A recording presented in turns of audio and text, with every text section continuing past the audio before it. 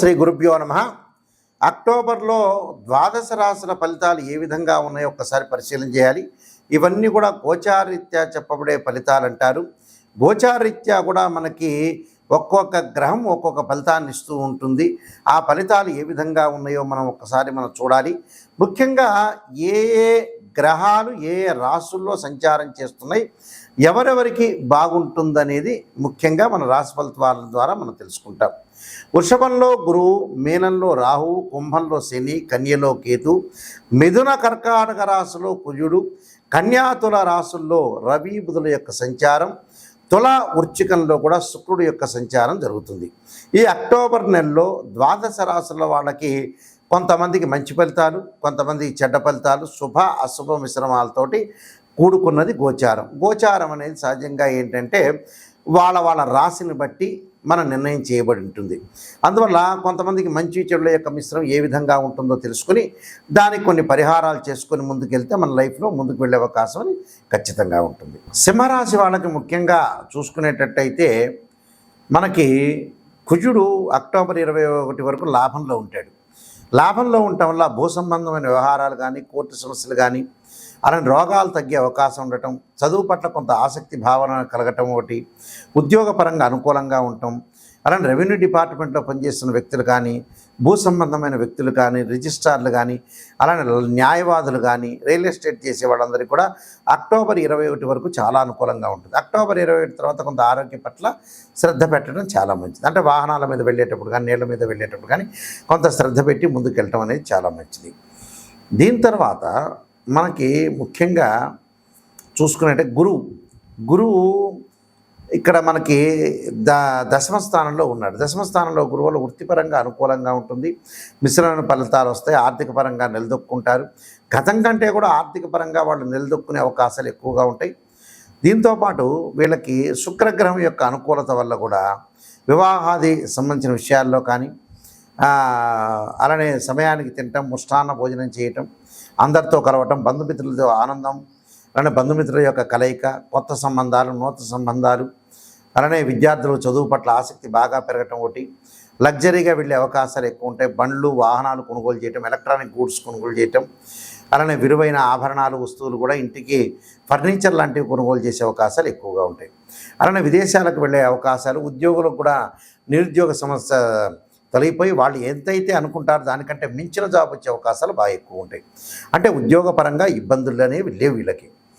దాని తర్వాత రవి బుధుల యొక్క కలయిక వల్ల నూతన వ్యాపారాలు ప్రారంభం చేయొచ్చు. చక్కగా మంచి కిరాణా కానీ, వాటర్ ప్లాంట్ కానీ, అలానే ఏదైతే మిగతా వ్యాపారం ఐరన్ కానీ, ఇలాంటి వ్యాపారాలన్నీ కూడా నూతన వ్యాపారం చేసుకోవచ్చు. పార్ట్నర్షిప్ కూడా బాగా కలిసి వచ్చే అవకాశాలు ఉంటాయి. కాబట్టి కొన్ని కోపము ఆవేశం తగ్గించుకోవాలి. అక్టోబర్ 21 నుంచి కోపం ఆవేశం లేకుండా జాగ్రత్తగా ఆలోచన చేసి జీవితంలో ముందుకెళ్తే మనకు అనుకున్న పనులన్నీ కూడా నెరవేరే అవకాశాలు ఖచ్చితంగా ఉంటాయి. అంటే ఇవన్నీ కూడా వాళ్ళు సాధిస్తే చాలా మంచి పనులు జరిగే అవకాశాలు ఉంటాయి. కాబట్టి ఇవన్నీ తప్పకుండా మీరు ముందుకు వెళ్ళండి.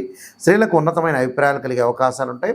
విద్యార్థులు కూడా చదువు పట్ల ఆసక్తి బాగా పెరిగి ఏదో ఒక వృత్తి చేయాలి, ఏదో ఒకటి నేను చేపట్టాలనే ఒక ఆలోచనతోటి వాళ్ళు అన్వేషిస్తుంటారు. అన్వేషణ చేయడం వల్ల మంచి జరగటం అనేది జరుగుతుంది. కాబట్టి ఎలాంటి ఇబ్బందులు లేకుండా ప్రశాంతమైన వాతావరణంలో వాళ్ళు ముందుగా జరిగే అవకాశాలు ఎక్కువగా ఉంటాయి.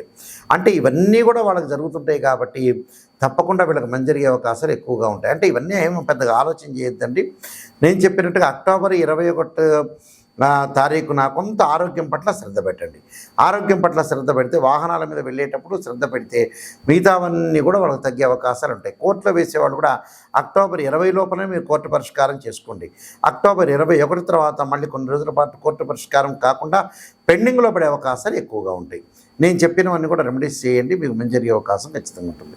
ముఖ్యంగా ప్రధానంగా ఈ రాశి వాళ్ళు ఏ విధంగా అనుసరించాలి, ఏ విధంగా ప్రత్యేకంగా పరిహారాలు చేసుకోవాలి అని అంటే, ముందుగా ఏదైనా సరే వీళ్ళు చేయాల్సినవి కొన్ని ప్రత్యేకంగా మేము రెమెడీస్ అనేవి చెబుతున్నాం. ఆ రెమెడీస్లో సోమవారం రోజున తత్పురుషాయ విద్యే మహాదేవాయ ధీమహే తన్నో రుద్ర ప్రచోదయాత్ అనే మంత్రాన్ని చక్కగా చదువుకోవటం, అలానే మంగళవారం రోజున సుబ్రహ్మణ్య స్వామి ఆరాధన చేయటం, గురువారం రోజున గురువు యొక్క అనుగ్రహాన్ని పొందడానికి దేవానాంచ ఋషీనాంచ గురుకాంచన సన్నిపం బుద్ధిమత త్రిలోకేశం తం నమామి బృహస్పతి అనే మంత్రాన్ని, దత్తాత్రేయ స్వామి యొక్క కవచాన్ని, అలానే శుక్రవారం రోజున అమ్మవారు, అలానే బుధవారం రోజున నారాయణాయుధ్యే వాసుదేవాయ ధీమే తన్నో విష్ణు ప్రచోదయాత్ అనే మంత్రాన్ని, శనివారం రోజున వెంకటేశ్వర స్వామి యొక్క ఆరాధన, ఆదివారం రోజున సూర్యుడి యొక్క ఆరాధన చేయాలి. సూర్యుడి యొక్క ఆరాధన అంటే అలానే మనకి జపాకుసుమ సంకాసం కాశ్యపేయం మహాదుత్యం తమోరిం సర్వపాపగ్నం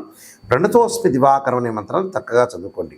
అయితే నేను ప్రధానంగా కొన్ని విషయాలు చెప్పదలుచుకున్నాను. ఇందులో ఆరోగ్యం ఎవరికైతే ఇబ్బందికరంగా ఉంటుందో ఖచ్చితంగా వాళ్ళు ఆచరించాల్సినవి 3 శ్లోకాలు ఉన్నాయి. అవి శరీరే జర్జరీభూతే వ్యాధిగ్రస్తే కళేబరి ఔషధం జాహ్నవీతోయం వైద్యో నారాయణ అనే మంత్రాన్ని, అలానే రవి కుజ శని యొక్క పరిహారాలు చేసుకోవటం అంటే సూర్యుడి యొక్క ఆరాధన, అంగారకుడి యొక్క ఆరాధన, శని యొక్క ఆరాధన చేయాలి. శనికి ఏం చేయాలి? ఓం నమః శివాయ పంచాక్షరి చేసుకోండి, చిన్న సింపుల్ రెమెడీ. కుజుడికి వచ్చేటప్పటికల్లా తప్పకుండా అంగారకాయుద్ధే శక్తిస్తాయి ధీమే తన్నో భౌమో ప్రచోదయాత్ అనే మంత్రాన్ని కందులు దానం చేయండి. సూర్యుడికి వచ్చేటప్పటికల్లా రవికి సూర్య నమస్కారాలు చేయండి. అంటే ఆరోగ్యం బాగుండాలంటే ఈ 3 చేయాల్సిందే. ధనం కలిసి రావట్లేదు గురువు గారండి, నాయకంటి గారు అని అంటే ధనానికి మంచి మంత్రం ఏంటంటే యక్షాయ కుబేరాయ వైశ్రవణాయ ధనధాన్యాధిపతే ధనం ధాన్యం సమృద్ధిమే దేహిమే దాపైస్వ అనే మంత్రాన్ని చదవండి. ఇది గురువుగారు చదవలేము అని చెప్తే ఓం కుబేరాయ నమః అని గురువారం రోజున గురు హోరలో కానీ ప్రదోషకాల సమయంలో సాయంకాలం పూట చదవండి. అలానే వివాహం కావట్లేదు, మా అమ్మాయికి అబ్బాయికి వివాహం కావట్లేదంటే ఖచ్చితంగా శుక్రవారం రోజున అమ్మవారికి రాజరాజేశ్వరికి కుంకుమార్చన చేయండి. ఆ కుంకుమార్చన కూడా తప్పకుండా కాత్యాయన విద్య కన్యాకుమార ధీమే తన్నో దుర్గ ప్రచోదయాత్ అనే మంత్రంతో కుంకుమార్చన చేయటం అనేది మంచిది.